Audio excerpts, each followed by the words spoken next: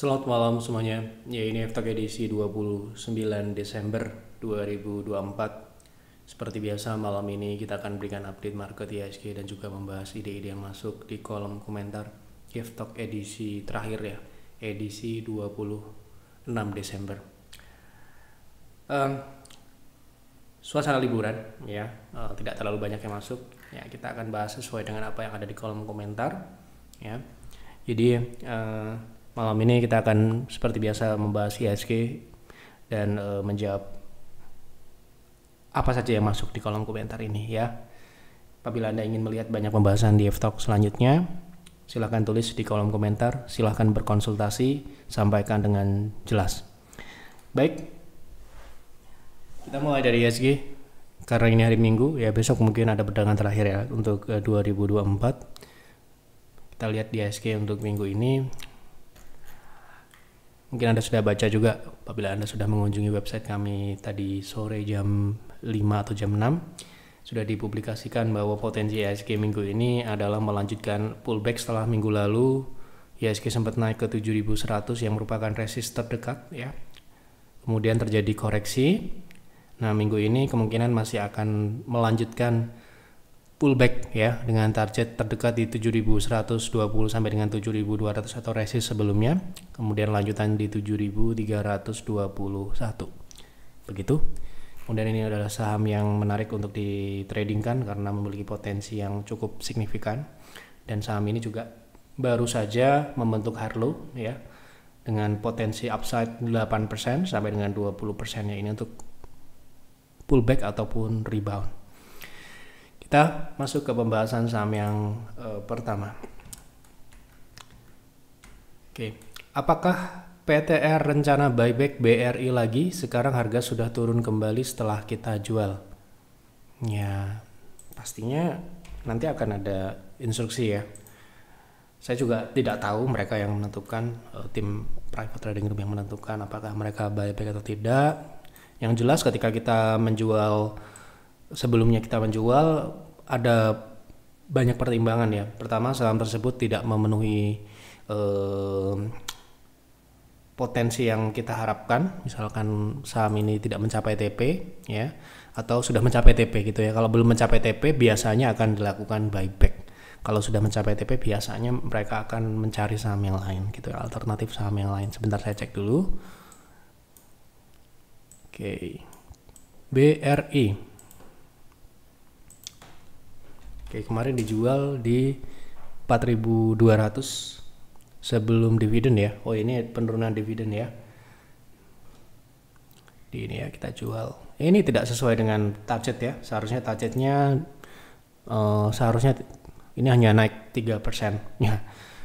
BRI itu naik 3% itu sudah ya segitu memang ya. Istilahnya memang secara upside mungkin potensinya lebih ya, tetapi kalau kita berharap saham BRI itu naiknya besar, katakanlah seperti saham-saham yang dalam tanda kutip saham gorengan, tidak bisa ya tentunya. Jadi memang di saham big caps memang seperti ini, potensi kenaikannya hanya terbatas, dan pun kita hanya melakukan trading maksudnya di saham-saham seperti BRI ini pada momentum-momentum tertentu, misalkan mereka memang sudah turun sangat dalam dan potensinya reboundnya mencukupi untuk kita trading, kan baru kita masuk. Nah, baru-baru ini kita memang sudah mulai trading tidak hanya di BRI ya, di BNI, Mandiri gitu ya.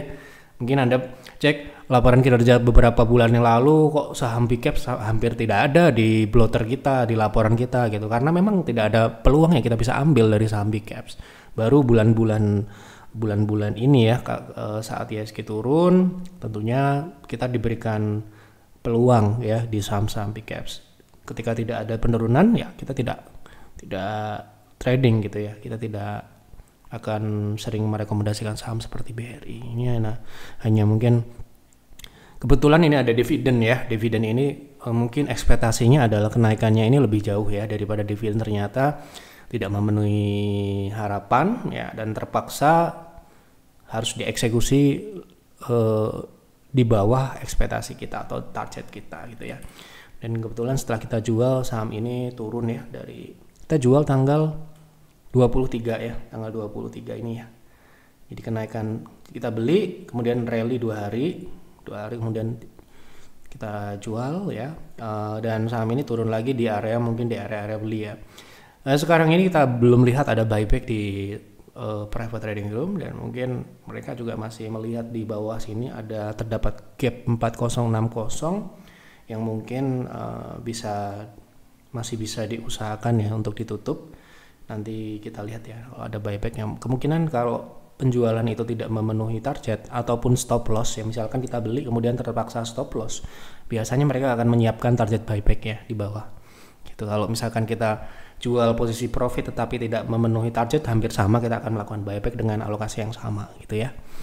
Gitu. Nanti tunggu saja di instruksi, pasti akan ada di channel ya. Gitu. Oke. Malam Pak ya, apakah Goto gagal uptrend? Mohon pencerahannya secara TA Pak. Memang Goto uptrend? Belum uptrend ya? Jauh. Ya. Masih downtrend nih saham ini ya. Walaupun kemarin naik di atas 560 tapi tidak uptrend ya, belum uptrend maksudnya. Gitu ya. Ini masih downtrend ini ya. Kemarin turun dia memang gagal melewati EMA 60 ya. Gitu. EMA 60 ini valid ya. Gitu. Dan sekarang ini dia turun. Mungkin yang dimaksud adalah tren minor ya. Kalau tren minor ini memang tren pullback ya, bukan tren yang sebenarnya gitu ya, tren koreksi. Tren koreksi itu adalah pergerakan ya, atau tren yang berlawanan dengan tren utamanya. Tren utamanya masih turun ya, masih belum bisa dikatakan ini uptrend. Jadi jangan bilang ini gagal uptrend ini karena belum uptrend. Ya, kita sudah sampaikan itu potensi kenaikannya pun hanya di 80-70 ya, kemarin kita bahas gitu. Dan itu pun dalam momentum pullback gitu ya. Kemudian tren naik untuk saat ini memang tren naik minor ya, tren bisa dikatakan tren kecil gitu ya, seperti inilah ya, tren naik kecil. Nah, sekarang ini sudah patah lagi ya. Apakah ini akan balik ke 50 ya, kemungkinan ya. Nah, gitu bisa kalau dia tidak balik lagi ke atas 70. Kemungkinan ini akan konsolidasi dulu ya di 60 70 60 70 60 70 dalam beberapa minggu mungkin, baru akan ditentukan apakah dia lanjut downtrend atau tidak. Nah, kemungkinan menunggu kinerja kuartal 4, mungkin akan masuk kuartal 1 tahun depan ya. Gitu. Kemudian secara teknikal ini masih belum uptrend. Jadi uptrend minor ataupun tren koreksinya ini sudah patah ya. Sudah jelas patah ya. Ini bukan saya yang bilang, tapi trennya ini memang sudah patah. Ya, ini ya trennya ya. Gitu. Oke. Tren minor ya, itu bukan uptrend yang sebenarnya gitu. Oke. Lanjut. Malam Pak Yap, mohon dibahas saham ULTJ untuk swing trade. Harus entry di berapa dan estimasi TP-nya di berapa? Terima kasih, sehat selalu Pak. Oke, kita lihat. ULTJ untuk swing. Oke, untuk swing kita lihat ya, saham ini kondisi saat ini secara jangka pendek ya masih bergerak di rentang yang hampir sama ya, sedikit menyempit ya, sedikit mengalami penyempitan, artinya potensi swingnya semakin lama semakin mengecil ya gitu. Oke, cukup atau tidak, kita akan menggunakan patokan yang ada di private trading room, minimal harus naik, bisa potensi naik 5% gitu ya. Kita lihat ya, ini sudah mulai swing naik ya, sudah mulai swing naik.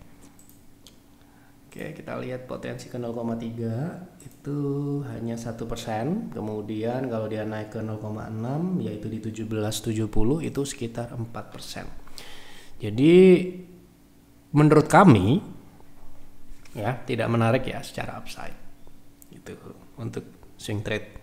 Oke. Gitu, untuk swing trade yang lebih menarik mungkin dia harus breakout dulu, mematahkan tren turun dulu agar seperti ini ya. Agar seperti ini pergerakannya nih ya. Oke.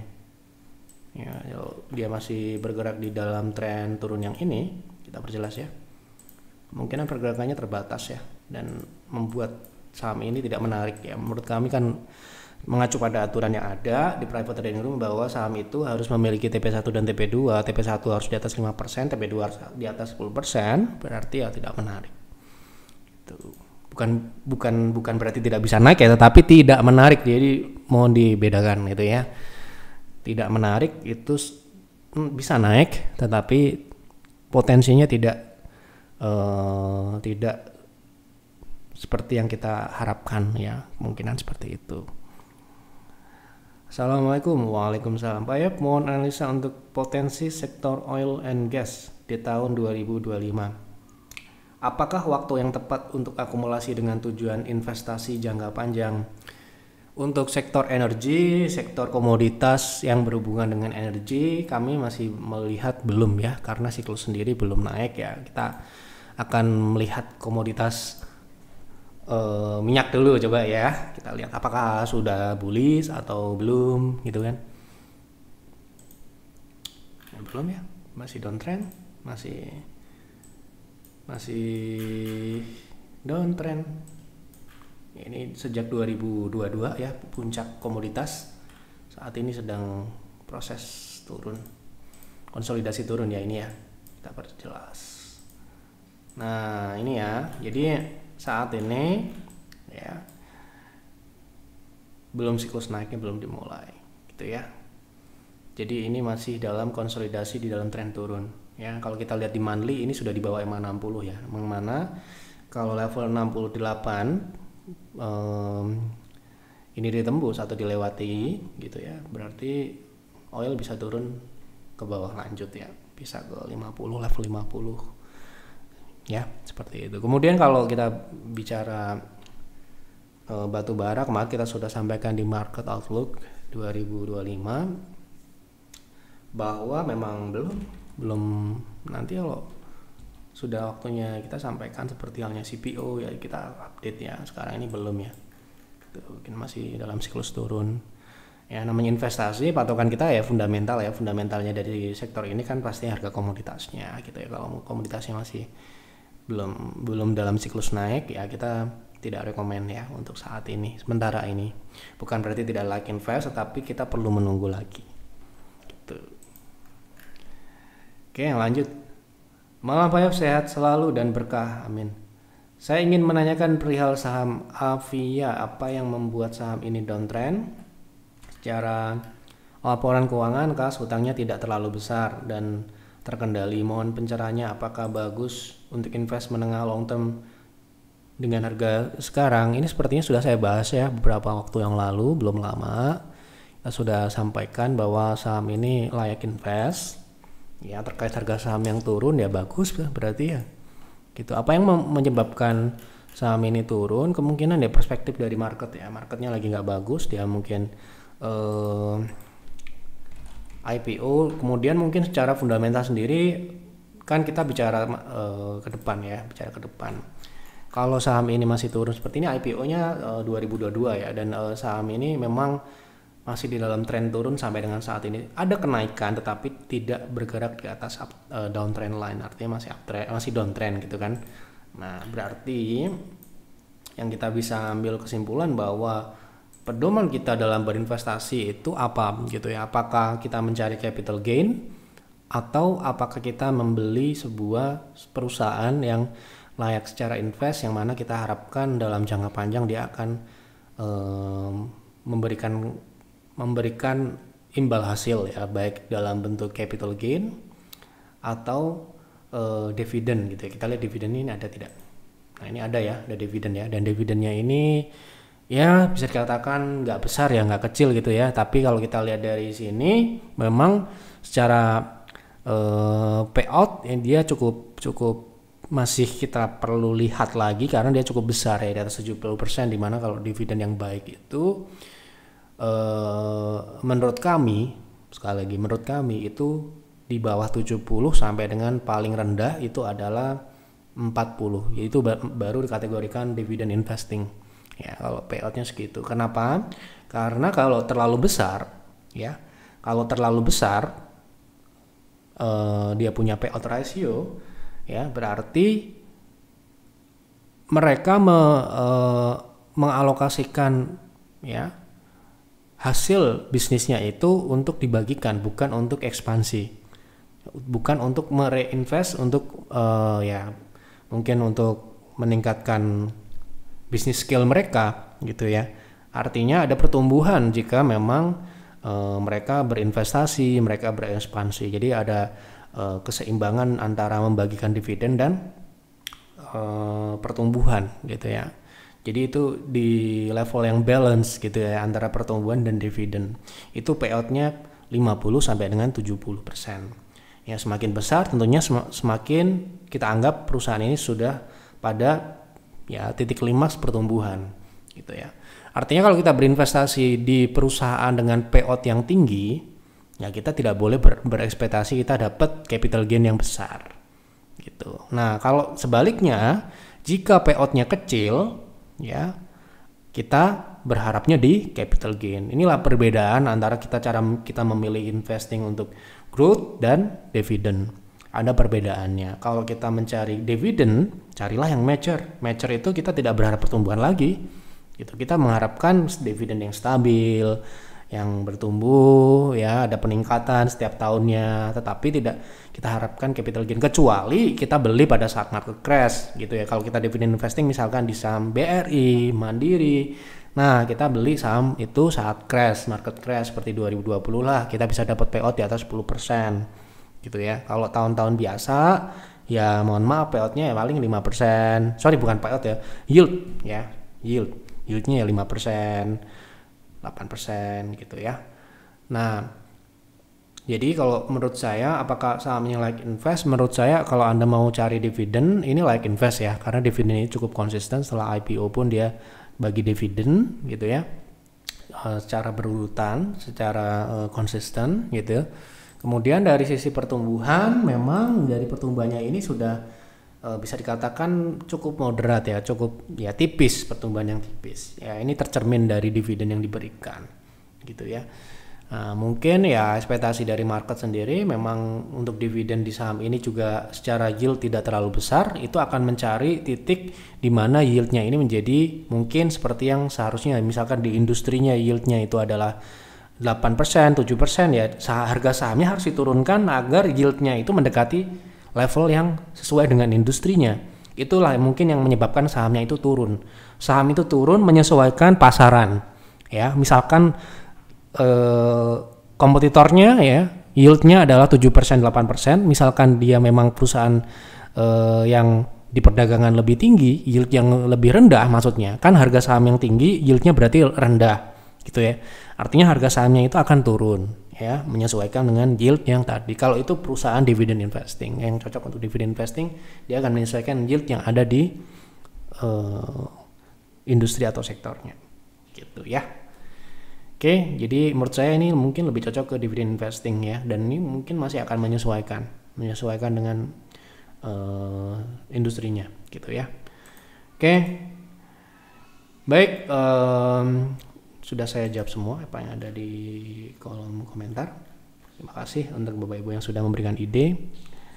Bagi Bapak Ibu yang sudah mungkin sedang berlibur atau sudah berliburan ya, mungkin sudah tutup buku gitu ya, selamat berlibur, hati-hati di liburannya gitu ya. Semoga kita bisa menyambut 2025 lebih baik ya di tahun depan.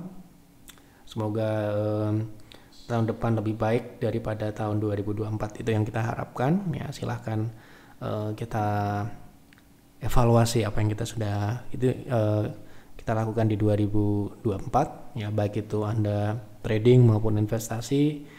Sebaiknya kita melakukan evaluasi itu untuk menyambut 2025, untuk perbaikan 2025 agar menjadi lebih baik dalam trading ataupun investing. Itu saja yang dapat kami sampaikan di mungkin ini talk terakhir ya untuk 2024. Kita akan ketemu lagi di 2025. Selamat berlibur, selamat berkumpul dengan keluarga. Selamat malam dan selamat beristirahat.